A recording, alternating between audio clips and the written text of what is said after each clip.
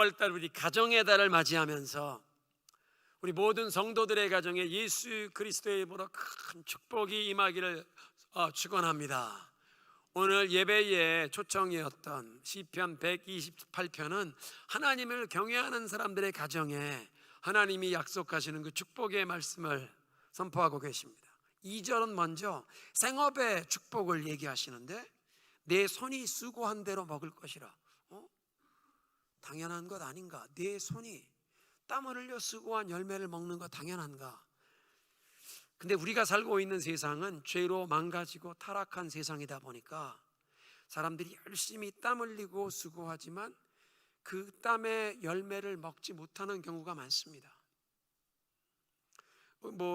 제3세계만 아니라 미국에서도 여러 가지 상황으로 내가 열심히 수고하지만 그 수고한 열매를 누리지 못하는 건강의 위기가 와서, 재물은 다 쌓아놨는데 갑자기 건강의 위기가 와서 생을 종료하는, 내가 수고한 그 노력의 열매를 누릴 수 있는 것도 축복입니다. 그런데 하나님께서 축복하시면 내 생업에 복을 주셔서 수고한 열매를 내가 누릴 뿐 아니라 형통하게 하신다. 3절은 가정의 축복을 말씀하시는데요, 안방에 있는 아내는 열매를 많이 맺은 포도나무 같고 내 상에 둘러앉은 자식들은 감람나무, 올리브나무, 묘목 같을 것이라. 이것은 이스라엘 사람들 그 히브리식 표현으로 가정이 평안하고 번성한다는 뜻입니다. 5절, 제가 4절까지 읽고 말하는데 5절은 영적인 축복, 특별히 교회 생활의 축복을 말씀하시는데, 하나님께서 너를 평생 시온에서 복을 주시며, 시온, 하나님을 예배하는 성전이 있는 시온에서, 교회에서, 하나님께서 교회에서 복을 주시고 너는 일평생 예루살렘이 번성하는 것을 보리라. 교회가 항상 부흥하고 예수 그리스도의 이름으로 복음의 사역을 능력 있게 감당하는 것을 평생 보게 하시리라. 우리 데코마 중앙장로교 모든 성도 여러분 가정에, 삶에 이런 축복이 임하시기를 그리스도의 이름으로 축원합니다. 사무엘의 삶을 계속 살펴보며 은혜를 나누겠습니다. 사무엘이 점점 늙어가면서 아들 둘을 사사로 세웠습니다. 사무엘은 중부 지방에 속하는 라마에 있었고, 이제 이 아들 둘을 사사로 세웠더니 그 아들들이 이스라엘의 가장 남쪽 성읍인 부엘세바를 자신들의 거점으로 삼고 거기에서 사사의 역할을 하는데, 문제는 이 사무엘의 두 아들이 아버지를 본받지 않고 돈을 탐내면서 뇌물을 받고 이 재판관의 노릇을 해야 하는데 판결을 치우치게 하는, 불의한 판결을 내리는 악한 모습이었습니다. 백성의 원로들이 모여서 라마에 있는 사무엘을 찾아갑니다. 보십시오, 어르신께서 늙으셨고 아직도 우리 주변에 이 블레셋 강한 외적들이 있어서 우리 민족을 이끌고 이 외적들을 막아낼 지도자가 필요한데, 어르신께서 아들 둘을 세우셨는데 이들이 어르신처럼 정말 하나님을 경외하는 그런 의로운 길로 가지 않습니다. 그러니 우리에게도 왕을 세워주십시오. 왕을 세워주십시오. 가정의 달 첫 번째 주일, 어린이 주일을 맞이해서 오늘 이 사무엘과 그 아들의 이야기를 자녀 교육의 차원에서 우리가 한번 조명해 보길 원합니다.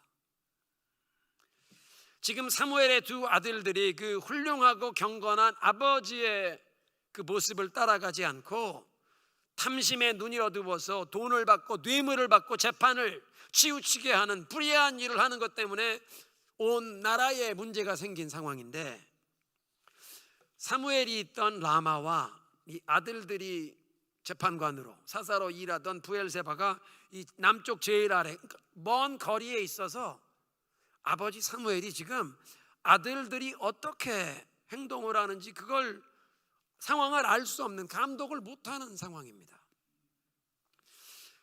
성인이 된 두 아들들이 그동안 아버지한테 배운 대로 하나님을 두려워하는 마음으로 의로운 길을 가면 좋을 텐데, 아버지의 감독하에 벗어난 성인 두 아들이 악한 길로 가고 있는 모습, 이런 상황을 보면서 사무엘이 자녀 교육에 실패했나? 이런 질문을 하게 됩니다. 하나님의 음성을 듣고 하나님의 말씀을 대언하는 사무엘, 훌륭한 경건한 사람이 자녀 교육에 실패했나? 아니 이렇게 훌륭한 이런 경건한 부모 수라에서도 이런 악한 자식들이 나올 수 있나? 자녀 교육 실패한 케이스를 보자면 다윗 왕을 먼저 생각해 보아야, 몇 주 전까지 우리가 다윗 왕을 보았는데, 다윗 왕의 제일 큰 아들 암논, 황태자죠. 배달은 이복 여동생 다말 공주를 성폭행하고 다말의 친오빠 압살롬이 이걸 벼르다가 자기네 큰형을 암살하고, 그것만 아니라 몇 년 뒤에는 아버지를 거슬러 반역을 일으켰던 일. 그리고 우리는 그 일이 다윗 왕이 남의 아내 우리아의 아내를 빼앗는 간음, 그리고 간음죄를 덮으려고 이 남편을 죽이는 간음죄와 살인죄를 저질렀더니 자녀의 세대에 이 죄의 유산이 대물림되어 더 부끄럽고 더 고통스러운 모습으로 이 죄가 드러난 모습이라고 보았습니다.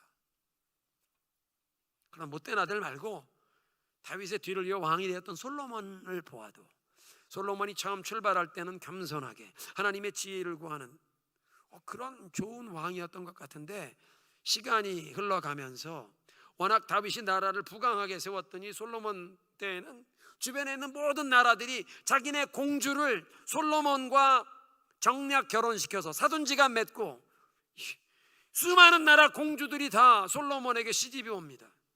아내들 얼굴도 이름도 모르는 1000명의 아내를 거느린 사람. 그러니까 시디본 공주가 자기네 나라에서 섬기던 신주단지 가져온 거, 우상 가지고 온 거, 아내를 행복하게 할 수 없으니까 자기가 가지고 온 그 신주단지 우상 신전을, 슈라인을 만들어 줘라.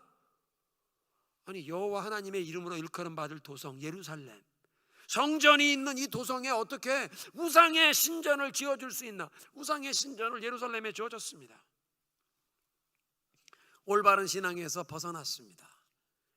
그러니까 솔로몬의 경우만 보아도 다윗은 자녀 교육에 실패한 겁니다.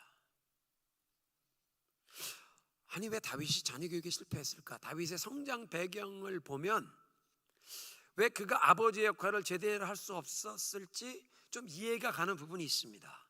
아버지 이새에게 아들이 8명 있었는데, 뭐 한국 문화에서도 이해는 가지만 장자를 귀하게 여기는, 근데 우리 한국 문화에서는 막내 그래도 귀여움을 받는데 이스라엘은 막내 귀여움이 아니라 그냥 제껴놓은, 거의 무시당하는 수준. 그런데 이세 가문에서 다윗은 무시당하는 정도가 완전히 뭐 거의 버려진 아들. 하나님께서 사무엘을 너 이세의 집으로 가라. 지금 이 사울이 불순종해서 버렸다. 이세의 가문에서 내가 다음 왕을 한 사람 세우리라. 이세의 집에 사무엘이 찾아와서 아들 좀 봅시다. 아들들 들어와서 인사시키죠. 첫째 아들이 들어오는데 키가 크고 황칠하고 잘생긴 사무엘이 속으로 하나님이 정말 택하신 다음 왕 후보가 여기 있구나. 하나님께서 걔는 아니다. 사람은 겉모습을 보지만 하나님은 마음의 중심을 보시느니라. 다음 아들. 7명이 다 지나가는데 이 친구는 쓸만하다 생각하는데 하나님이 아니다. 이게 아들이 다요? 막내가 하나, 걔는 뭐 중요하지. 막내 아들은 저기 동구 밖에서 양치고 있습니다. 그 당시에 양치는 건 집에 하인들 시키는 가장 하잘것없는 일인데, 지금 사무엘이 와서 하나님의 종이 왔으면 아들들 한 명씩 들어와서 안수기도밖에 인사를 시켜야 할 터인데, 빌리그레아 목사님이 우리 집에 찾아오셨다면 애들 다 와서 야 너 여기 무릎 꿇고 안수기도 받아라. 빌리그레아 목사님이 찾아오셨는데 막내둥이는 와서 인사시키고 안수기도 한번 받을 생각도 안 하는 잊혀진 아들, 버려진 아들. 그런 아들이 아버지의 사랑을 제대로 받았겠습니까? 아들 8이 있는데 버려진, 집에서 제일 종이나 하는 허드렛 일 저기 동구 밖에 가서 밤에도 집에 못 옵니다. 양떼를 돌보느라고. 이런 버려진 아들이, 아버지의 사랑을 제대로 받지도 못하고 자란 아들이 자기가 성장해서 아버지가 되면 아버지 역할을 제대로 할 수 있을까요? 그런 상처를 가진 아들이, 그러니까 성장 과정에 아버지의 사랑을 제대로 받지 못해서, 근데 또 나중에 왕이 된 다음에 아내를 8명이나 두었으니 8 자녀 교육을 제대로 할 수 있었겠습니까? 그건 다윗 얘기고, 그렇다면 사무엘은 젖을 뗀 다음에 어머니 한나가 사무엘을 데리고 성전에 가서 하나님께 일평생 봉사하는 아들로 바쳤습니다.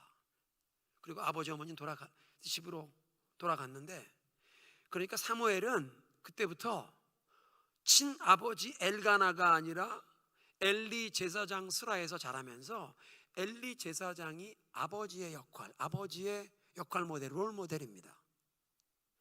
문제는 엘리는 자녀 교육에 완전 실패한 사람입니다. 사무엘의 경우는 장성한 아들들이 멀리 떨어져 있는데 돈을 탐하면서 재판관이 막 치우치게 판결하는 이 나쁜 일을 아버지가 감독할 수 없는 상황인데, 이 엘리 제사장 같은 경우에는 실로의 여호와의 회막에서 제사장 노릇하는데 아들 둘, 장성한 아들들도 나이가 30이 넘어서 이제 제사장 역할을 하는데 하나님에게 죽을 죄를 짓고 있는데 아버지가 이걸 막지를 않습니다. 너희들 한 번만 더 일하면 제사장직 박탈한다. 하나님 앞에 이렇게 섬기면 되냐? 엄하게 책망하고 잘못되면 이 제사를 막 어지럽게 하면 제사장 직분을 박탈하고 내쫓아야 하는데, 아들들을 옹냐옹냐 아들들을 더 귀하게 여기고 하나님보다 아들들을 더 귀하게 여기냐? 네 가문은 영원히 내 앞에 섬기지 못하리라. 하나님이 버리십니다. 그래서 우리 몇 주 전에 보았던 사무엘상 4장에 블레셋 사람들에게 이 여호와의 언약궤, 법궤를 빼앗기는 그 전쟁에 이 아들 둘이 제사장이라고 법궤를 모시고 나갔다가 법궤를 빼앗기는 전쟁에 두 아들이 전사당하고 아들들이 죽었다는 그 슬픈 비보가 전해지는 얘기를 엘리 제사장이 듣고 의자에 앉았다가 뒤로 넘어지면서 목이 부러져 즉사합니다. 하루에 아들도 죽고 아버지도 죽는 비운의 가정이 되었습니다. 이렇게 자녀 교육에 실패하고 하나님께 버림받은 엘리 제사장 스라에서 성장한 사무엘이 아버지의 역할, 때로는 엄하지만 인자하신 사랑으로, 그렇지만 또 하나님의 기준을 가르치는 이런 아버지의 모습을 제대로 보았나? 남성, 아버지, 가장의 역할을 어떤 아버지의 모델을 지금 보고 자랐을까? 사무엘이 건강한 아버지의 모습을 제대로 못 보고 자란 것입니다. 또 이스라엘의 사사로 라마에만이 아니라 이렇게 좀 순회하면서 온 나라를 이끄는데, 특별히 백성들 간의 어떤 시비, 재판이 그걸 판결 내리는 재판장입니다. 그러니까 공무 수행에 바쁘다 보면 아마 나라 일에 바빠서 자녀들과 충분한 시간을 보내지 못했지 않았을까? 아마 우리 이민 1세 대부분의 가정이 그런 케이스인데, 아버지들이 본인이 하는 일이 너무 바쁘다 보면 자녀들과 시간을 충분히 보내지 못하고 이제 자녀들 좀 바르게 가르쳐야 될 그런 생각이 들면 고등학생쯤 되면 어디 갈래? 아 싫어요, 난 친구들하고. 아유 이게 바로 잡아줘야 되는데, 어렸을 때 바로 잡아줘야 하는데 그때는 뭐 말랑말랑 다 얘기하는 대로 따르니까 아빠가 그때 골프 치러 다니면 큰일 납니다. 대학 보내고 난 다음에 골프 쳐야지. 지금 자녀들이 집에 있는데 4시간 가서 골프 칠 시간이 어디 있어요? 근데 어렸을 땐 그걸 모르고 고등학생쯤 돼서 삐뚤어가고 이제 바로 잡아줘야 하는데 아빠 안 따라가려고 하고 아빠하고 시간 한 번을 너무 늦게 우리 그거 깨닫는 것 같아요. 특별히 영적인 분야에 대해서 자녀들 신앙교육을 우리가 부모가 감당해야 하는데, 우리 이민 1세 대부분의 가정은 그냥 교회에 자녀들 맡기는 위탁교육이면 되는 줄 압니다. 아닙니다. 부모인 내가 하나님 말씀대로 살며 가르쳐야 합니다. 또한 자녀 교육의 또 다른 측면은 훌륭한 부모가 이 자녀들에게 큰 기대를 걸면, 부모만 아니라 부모님이 훌륭하면 주변에 있는 사람들도 야 너도 네 아버지처럼 훌륭한, 주변에 있는 사람들이 막 이렇게 기대를 두면 어떤 아이들은 이런 기대감을 더 열심히 노력해야 하는 모티베이션을 얻는데, 어떤 아이들은 이런 기대감을 부담스럽게 아주 마음에 이걸 짐으로 여기면서 거부하며 삐뚤어 나갑니다. 훌륭한 부모님 밑에서 자녀가 잘 돼야 되는데 너도 훌륭하게 되라는 이 프레셔를 느꼈다고 삐뚤어 나가는 자녀들이 생기기도 합니다. 중요한 사실은 모든 사람은 각자 자신이 하나님 앞에서 내가 하나님 말씀에 귀 기울이고 순종하며 믿음으로 살기를, 신앙의 결단을 모든 사람이 해야 합니다. 각자. 영어로 그런 말이 있습니다. 하나님에겐 손자가 없다. God has no grandchildren. 아버지가 빌리 그레함이라고, 그 훌륭한 빌리 그레함 목사님 아들이라고, 나는 내가 뭐 예수를 개인적으로 믿고 섬기지 않아도 아버지 때문에 나도 하늘나라의 생명책에 이름이 농명이 되는 하나님을 아버지라고 부르는, 우리 어머니 기도 많이 하시니까 우리 어머님 때문에 나도 그냥 천국에 이름 올라가는, 입적되는 손자는 없다. 모든 사람이 다 하늘에 계신 내 아버지, 하나님을 아버지로 부르는 신앙의 결단이, 예수 그리스도 믿고 의지하며 거듭남의 경험이 모든 사람이 있어야 합니다.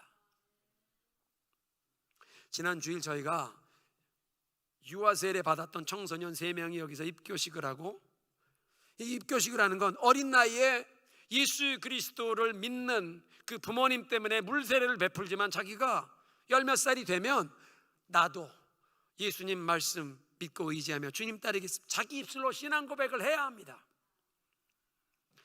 창립 50주년 기념주일에 제가 드렸던 말씀을 연결한다면, 모든 사람은 하나님의 축복을 누리기 위해서 각 세대가 자기 세대의 우물을 파야 합니다. 믿음의 우물, 순종의 우물, 하나님의 말씀에 순종하는 그런 결단을 자기가 해서 하나님의 축복을 내 개인적으로 경험해야 한다는 것입니다. 물론 부모님의 신앙 유산을 대물림 받으면, 부모님들의 믿음으로 살던 그 길을 나도 따라가겠다고 받으면, 아무것도 없는 광야, 황무지, 아무것도 모르는 데서 그냥 무조건 우물을 파는 게 아니라, 어디를 파면 물이 나오는지, 우리 부모님들이 생수를 얻었던 곳을 알기에 그곳을 파면서 불필요한 시행착오 안 해도 되고, 어떤 사람들은 인생에 먼 길 빙빙 돌고 시간 낭비하다가 내 생각, 내 뜻대로 살다가 이게 아니구나, 하나님 말씀대로 살아야지 돌아오는데, 부모님의 그 신앙 유산을 이렇게 잘 이어받으면 이렇게 허송세월 먼 길 돌아가지 않고 이 축복의 길로 가게 되는 그런 은혜를 누리는 것입니다. 그러니까 사무엘의 이 두 아들들이 자기들도 이 축복을 누리기 위해서 우물을 파듯 하나님의 말씀에, 아버지는 어린 나이 때 하나님의 음성이 임했는데 우리도 하나님의 음성에 귀를 기울이고, 아버지가 기도의 사람인데 우리도 기도하자, 이렇게 할머니 때부터 이 기도의 유산이 있는 건데, 그렇게 해야 하는데 이 두 아들들이 자기 세대의 우물을 안입한 것입니다. 어떻게 보면 이 아들 둘을 사사로 세운 사무엘의 실수가 있었을 수도 있습니다. 본인이 나이가 들어가면서 이제 먼 지역을 여행하며 온 나라 일을 돌보기 힘드니까 두 아들을 이 중요한 직책을 맡긴 것인데, 문제는 이 아들들이 아버지 쓰라를 벗어나서 이 책임을 감당할 준비가 안 돼 있는, 그러니까 나이 지긋한 아버지가 자기 아들 둘에게 이 중요한 직분을 맡겼는데, 요즘 한국 사회에 문제가 되는 아빠 찬스. 아빠 찬스. 아버지가 높은 공직에 있다고 그 자녀들 어디 직장에 다른 사람들하고 다 똑같이 입사 시험 뭐 이력서 넣어야 하는데, 아버지가 누구한테 전화 한 통해서, 이거 아빠 찬스라고 하죠. 지금 사무엘이 이거 아빠 찬스로 두 아들들을 사사로 세운 것이 아닌가.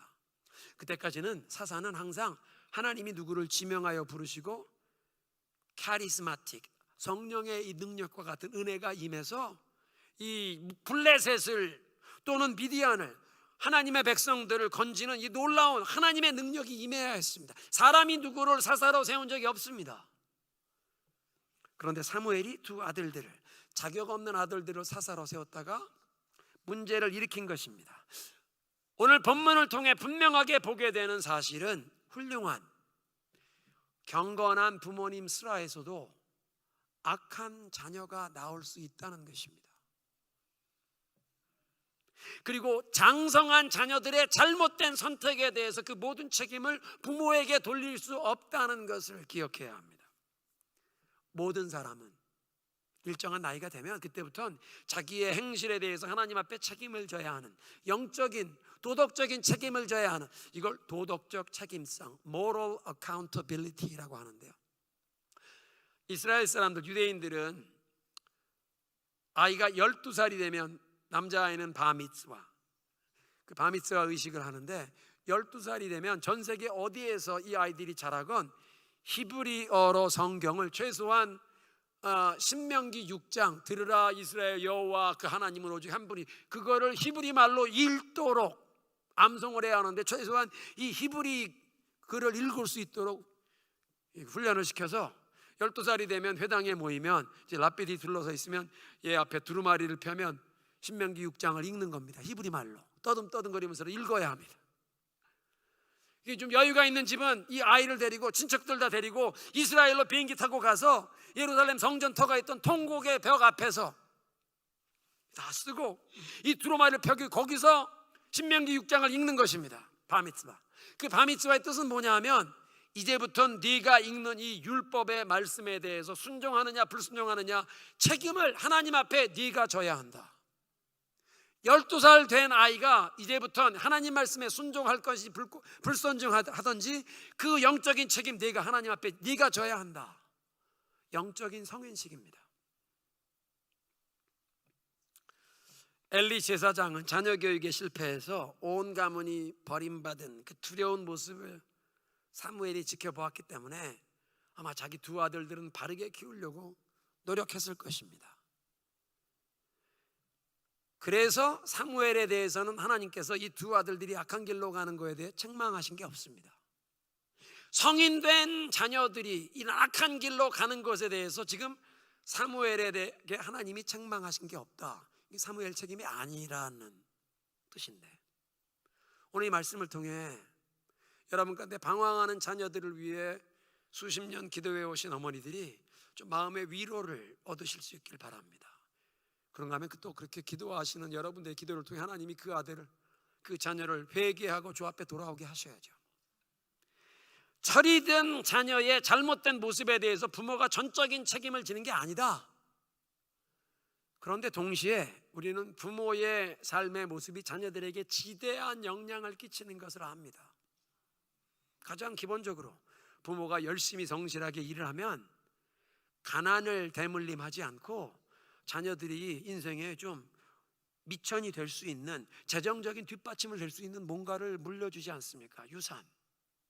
가장 기본적으로 우리가 유산 그러면 그렇게 물질적인 걸 생각하는데 비물질적인 삶의 자세, 가정에서 부부가 서로 어떻게 서로를 존중하는지, 부모와 자녀가 어떻게 서로를 대하는지, 삶을 사는 자세, 가풍, 정신적인 유산이 대물림됩니다. 뿐만 아니라 우리는 영적인 유산, 하나님의 말씀대로 살며 믿음으로 살며 하나님께 충성한 기도를 쌓아놓은 것, 반대로 불순종한 죄가 쌓인 것, 영적인 유산이 자녀들에게 흘러갈 수 있습니다. 그러니까 사무엘과 이 두 아들들의 모습을 보면서 우리는 하나님 앞에 겸손히 기도하게 됩니다. 하나님, 우리 자녀들에게도 하나님 앞에 신앙으로 바로 서는 결단을 할 수 있도록 저들의 심령에 은총을 부어 주옵소서. 우리 부모님만 아니라 기도 많이 하는 우리 어머니 의지해서 사는 게 아니라 나도 하나님 말씀에 순종하며 살리다, 나도 예수님 의지하여 살리다 믿음으로 결단할 수 있도록 하나님 우리 자녀들에게 은혜를 부어 주옵소서. 우리 자녀들이 믿음의 우물, 순종의 우물도 파괴하시고 새 우물도 파괴하옵소서. 우리 세대에 못해본 일, 그러나 하나님의 영광을 위하여 새로운 일도 시도하면서 하나님, 우리 자녀들도 하나님의 음성에 귀 기울이고 순종하여 일평생 형통하는 복을 누리게 하옵소서. 또 부모인 우리 세대의 죄와 허물, 지난날 우리가 경험했던 실수와 그 고통, 실패, 역기능, 하나님 이것들은 자녀들에게 대물림되지 않도록 예수 그리스도의 보혈로 씻겨 주시옵소서. 오직 예수 그리스도의 십자가를 통과한 복음 안에 있는 풍성한 유업만 자녀들에게 흘러가게 하옵소서. 결자해지. 내가 죽기 전에 다음 세대에는 이런 거 대물림하지 않으려 하나님께 기도해야 합니다. 두 번째로 오늘 본문에서 백성들이 왕을 요구하는 내용을 살펴보아야 하는데, 이스라엘 여러분 지도를 보시면 그 지정학적인 위치가 동남쪽에 메소포타미아 문명 쪽에서 이쪽 서남쪽으로는 이집트, 나일강 문명, 이 연결하는 무역로 선상에 있는데 그 무역로 선상만 해도 분주할 텐데 서쪽으로는 지중해가 있습니다. 해양 문화. 그러니까 이 이스라엘은 항상 강대국들이 세력을 장악하려고 하는 세력의 각축장입니다. 꼭 대한민국 같아요. 북쪽에 중국, 러시아, 남쪽엔 일본. 그것만 아니라 배 타고 멀리서 오는 뭐 미국 사람, 영국 사람들 150년 전에, 140년 전에 새로 만든 상선 군함들 몰고 와서 조선에다가 대포를 쏘면서 문 열어라, 문 열어라. 이스라엘은 하나님께 매달리지 않으면 살 수 없는 지형적, 지정학적 위치가 그렇습니다. 우리 대한민국도 하나님께 매달려야 오직 예수 그리스도가 우리 민족의 번영의 유일한 소망인 줄로 믿습니다. 한미 동맹이 대한민국을 살리는 것이 아니라 하나님이 우리 민족을 보호하시고 도와주셔야 우리가 번영하는 것입니다. 그러니까 바벨론이나 이집트 같은 강대국이 아니더라도 사사시대에도 보면 기드온 시대에는 미디안과 암몬이 세력을 얻었고, 지금 사무엘 시대에는 블레셋이 아직도 힘이 있고, 그 땅에 아직도 살아남아 있는 아모리 족속들이 블레셋과 이들이 힘을 합치면 이스라엘을 괴롭혔습니다. 그래서 오늘 본문에 이 왕을 요구하는 내용을 두 가지 관점에서 볼 수 있는데, 역사학자의 관점에서, 성경 저자의 관점에서 보는 것입니다. 역사학자의 관점에서 보면 지금 이스라엘이 왕을 요구하는 것은 당연한, 불가피한 상황입니다. 시대의 흐름이 이게 대세입니다. 왕을 세워서 강력한 이 통치력을 가지고 백성들을 연합하고 군대를 갖추어야 하는 것입니다. 특별히 블레셋은 철기 문명의 선두주자로, 이스라엘 사람들은 아직도 청동기 문명 수준에 있는데 철기 문명, 더 강력한 무기를 가진, 더 강력한 무기만 아니라 5개의 이 도시국가가 아스도시나 가자 같은 이 도시국가들이 지중해 연안 해상무역으로 부유한, 근데 부강한 5개의 도시국가의 연합체를 이루었기 때문에 조직체계가 잘 갖춰져 있습니다. 무기만, 군사력만 강한 것이 아니라 행정, 조직력도 강합니다. 그런데 이스라엘은 12지파, 인구는 많은데 12지파가 다 분열이 되어 있습니다. 12지파가 라이벌 의식이 있고, 야곱이 원래 아내가 둘인데 그 두 아내가 자기들 몸종에게도 그래서 아내가 넷이 되지 않았습니까? 자녀들이 낳는데 그 12지파 역사를 보면 외적이 쳐들어와서 전쟁이 나면 상비군이 있는 게 아니라 남자들이 동원돼야 하는데, 어느 지파 지역에 이 전쟁이 일어나면 그 지파와 그 지파와 같은 혈통, 어머니가 같은 혈통 형제 지파들끼리 잘 뭉칩니다. 다른 지파들은 라이벌 의식이 있어서 12지파가 한 나라가 아니라, 그러니까 12부족 국가처럼 따로 놀고 있습니다. 그러니까 백성의 원로들이 와서 이제는 우리도 강력한 중앙 집권제, 왕이 12부족을, 이 12지파를 하나로 묶고 강력한 군대를 가지고, 그래서 우리를 위해 전쟁에 싸가 나와 승리를 주고 우리가 안녕과 더 강력한 안보를 위해서 왕을 세워주시오. 그러니까 주변 나라들의 상황을 보면, 역사의 흐름 보면 왕을 요구하는 것은 당연한, 불가피한 일이었다. 그런데 성경 저자의 관점에서 보면 지금 백성들이 이스라엘의 왕을 요구하고 있는데 이스라엘은 이미 왕이 있었습니다. 사람 중에 왕의 직함을 가진 사람이 있는 게 아니라 여호와 하나님이 친히 이스라엘의 왕이셨습니다. 여호와 하나님께서 친히 이스라엘을 다스리시고 거느리시며 인도하셔서 전쟁에 승리를 주시고 안녕과 번영을 주시는 분이 여호와 하나님이셨습니다. 그러니까 하나님이 직접 거느리시고 다스리시는, 그리고 승리함과 번영, 평화를 주시는 그 체제를 하나님이 원하셨습니다. 그래서 사무엘상 4장에 이스라엘이 전쟁에 패배하고 법궤를 뺏기는 일은 하나님께서 당신의 백성들에게 전쟁의 승리를 주시고 평안을 지켜주실 수 없어서가 아니라 백성이 자기들의 왕인 하나님을 제대로 섬기지 못했기 때문입니다. 하나님을 섬기는 그 당시에 그들의 신앙이 미신적인 신앙이지 않았습니까? 법궤를 가져와라, 법궤가 우리 가운데 있으면 전쟁의 승리를 얻을 것이라. 법궤를 동원하면 하나님도 우리 마음대로 동원하고 조종하는? 아니죠. 그건 미신이죠.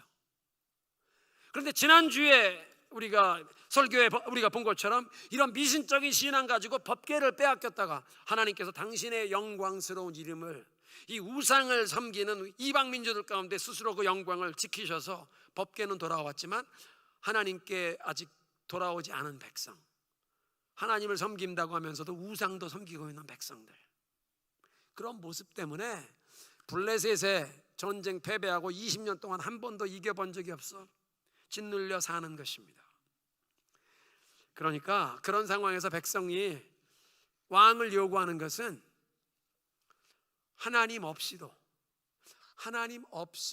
전쟁의 승리와 국가의 안보, 안녕과 번영을 인간적인 왕을 통해 누리겠다. 불신앙의 발언입니다.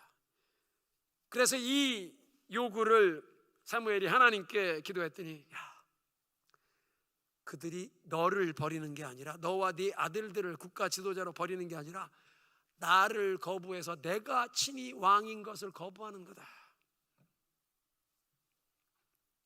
그러니까 지금 이스라엘의 문제는 군대가 없고 왕이 없는 게 문제가 아니라 하나님을 온전히 바르게 믿고 의지하는 믿음이 없는 것, 신앙이 없는 게 문제였습니다. 이 5절에 보면 백성의 대표들이 우리도 주변에 있는 이방 나라들처럼 왕을 세워주십시오. 주변에 하나님을 모르고 우상을 섬기는 이방 나라들처럼, 이방인처럼, 하나님의 백성은 이방인처럼 사는 게 아니라 이방인과 구별되게 세상과 다르게 살아야 합니다. 하나님의 말씀을 따라 살아야 되기에. 그런데 지금 백성들이 우리도 이방인처럼 왕을 세워주시오. 우리는 세상을 따라가는 것이 아니라 하나님의 백성으로 선한 목자 되신 주님이 인도하시는 대로, 이스라엘 백성이 이집트에서 나와서 출애굽하고 약속의 땅을 향해 40년 동안 광야를 여행할 때 하나님께서 낮에는 구름 기둥으로 밤에는 불 기둥으로 보호하시고 인도하신 것을 따라가는 것이 하나님을 믿는 백성들이 하나님을 따라 살아가는 삶의 원리의 원형입니다. 구름 기둥, 불 기둥을 따라가면서 하나님의 인도하심을 따라 살아가라. 그러니까 인간적인 왕을 세우고 쉽게 보이는 저 사람이 하는 말대로 순종하고 그 인간적인 왕이 승리를 주고 번영과 안녕을 주는 것이 아니라 눈에 보이지 않는 하나님을 왕으로 섬기고 그 하나님을 선한 목자로 알고 하나님이 인도하시는 대로 순종하며 따라가면 쉴 만한 물가, 안식, 평안, 푸른 초장, 모든 필요를 채워주시는 공급, 이걸 경험하게 되는 것입니다. 구약시대 이스라엘 백성만 아니라 우리도 이렇게 살아가기를 원하십니다. 여러분, 하나님의 능력을 가장 놀랍고 강력하게 경험하는 길은 벼랑 끝에 서서 온전히 하나님만 의지할 수밖에 없는 곳에서 믿음으로 하나님만 의지하며 사는 것이 가장 강력하게 하나님의 능력, 하나님의 은혜를 경험하는 길입니다. 2주 전에 여러분 새벽에 유튜브 우리 교회 채널을 통해서 글로벌 특세 참여하셨는데, 그 글로벌 특세에 최병락 목사님, 달라스에서 세미한 교회를 17년 목회하시다가 이제 강남 중앙 침례교회 담임 목사님으로 나가신 몇 년 되신 그 최병락 목사님 설교 꼭 들어보시기 바랍니다. 최병락 목사님 그런 말씀하시죠. 모세가 아말렉이 쳐들어왔는데 왜 산꼭대기로 올라가서 기도했는지 그 이유를 밝히시는데, 가장 간절하게 절박하게 하나님께 매달려 기도할 곳으로 갔다. 왜? 평지에 있으면 적군이 저 국가 지도자, 저 사람 먼저 저 요인 암살해라, 납치해라 쳐들어오면 피할 곳이 있는데, 평지에선 산꼭대기에 올라가면 적군이 저기 국가 지도자 특공대 보내서 저 사람 암살해라, 산꼭대기 있는 데 올라오면 피할 곳 없이 죽는다. 가장 위험한 곳, 거기서는 하나님께 살려달라고 기도할 수밖에 없는 것. 또 애굽의 왕자로 자라면서 애굽의 군대들을 이끌고 그 강력한 군대를 이끌고 많은 전쟁에 나가 진두지휘하며 승리를 얻었던 전술을 익힌 모세가 백성들 가운데 너는 우군, 너는 좌군, 너는 선발대로 나가라, 백성을 진두지휘해야 하는데, 아니다, 내가 백성의 진영 있는 가운데 있는 게 아니라 난 올라가서 기도하고 하나님이 승리 주셔야 한다. 그래서 산꼭대기 벼랑 끝에 서서 기도하기 위해서, 하나님이 아니면 우리는 죽습니다 하는 그런 절박한 기도를 위해 산꼭대기에 올라갔다. 그래 마지막 그런 말씀을 하세요. 평지에서 기도하는 사람과 산꼭대기에서 기도하는 사람 간절함이 다를 것입니다. 간절하게 하나님께 기도하기 위해서. 우리 교회에 많은 성도들이 비전스쿨 훈련을 받고 선교여행 F5에 임하시는데, 제가 가만히 생각해 보니까 F5에 선교여행 나가시면 매일 벼랑 끝에 설 수밖에 없습니다. 왜냐하면 그 선교여행 자체가 가기 전에 당신 오늘은 이 마을, 이틀 여기 있다가 이틀 뒤엔 어느 마을로 가면 어느 모텔 예약이 있는 것이 아니라 그냥 작은 백팩 하나 메고 가서 하나님이 만나게 하는 사람 붙여주면 그 사람들한테 밥 얻어먹고, 그 사람들이 초청해주면 그 집에 들어가서 민박해라. 민박할 집 찾지 못하면 여관에 들어가지. 여관에 들어갈 돈을 안 줍니다. 어디까지 갔다 돌아올 차비만 간신히 주기 때문에 밥 먹을 돈도 안 주고 호텔비를 안 줍니다. 그러니까 매일 하나님께 간절히 매달려야 합니다. 지금 누구에게 전도 하나, 말도 안 통하는 이슬람 국가에 가서 누구에게 전도 하나가 아니라, 하나님 오늘 저녁엔 어디서 자야 합니까? 하나님이 연결시켜주는 사람, 전도할 사람, 그 사람 집에 초청받아서 밥 얻어먹고 잠을 자고, 그러니까 매 순간 하나님께 간절히 매달릴 수밖에 없는 벼랑 끝에 서는 경험을 F5 선교여행에서 하는 겁니다. 간혹 그런 성도들을 만납니다. 목사님 저 위에 기도해 주십시오. 하나님이 제 사업에 축복해 주시면, 재산을 많이 모으면 재정 공급에 대해서 걱정하지 않고 일평생 선교 사역에게만 힘쓰며 살고 싶습니다. 굉장히 훌륭한 기도 제목인 것 같은데, 재정 공급에 대해서 걱정하지 않는 사람이 간절하게 하나님께 기도할 것 같아요? 내 이름으로 돈이 들어있으면 내 마음대로 돈 쓰고 여기 헌금 저기 헌금 내가 결정하지, 하나님께 절박하게 간절하게 산꼭대기에서 벼랑 끝에 서서 기도하듯이 하나님 어디로 움직여야 합니까? 이 헌금은 어디에 보내야 합니까? 하나님께 묻고 기도하지 않습니다. 내려놓음의 책자 이용규 선교사님, 우리 아마 교회 중직자들은 다 읽으셨죠. 10년 전에 몽고 단기 선교 갔을 때 그 이용규 선교사가 그 당시에 하버드 대학에서 박사학위를 받았는데, 박사학위 받자마자 하나님이 선교사로 가라고 해서 이분이 이제 몽고의 기독교 대학에 가 있었기 때문에 저희 팀이 그 기독교 대학에 가서 모든 스태프들 무료 의료 봉사하고 함께 예배드리고 교제한 경험이 있는데, 내려놓음 책이 베스트셀러가 돼서 많이 팔리고, 그 다음에 더 내려놓음, 이 책이 많이 팔려서 인쇄를 꽤 많이 받았는데, 몽고를 떠나기 전에 하나님이 그 목돈을 다 내려놓으라고 하셨. 거기다 주고 와라. 앞으로는 어떤 선교 인도하시는지 몰라서 그냥 그건 다 내려놓고 한국에 가서 뭐 1, 2년 있다가 하나님이 인도네시아로 가라. 여러분 글로벌 특세 간증 들으셨습니까?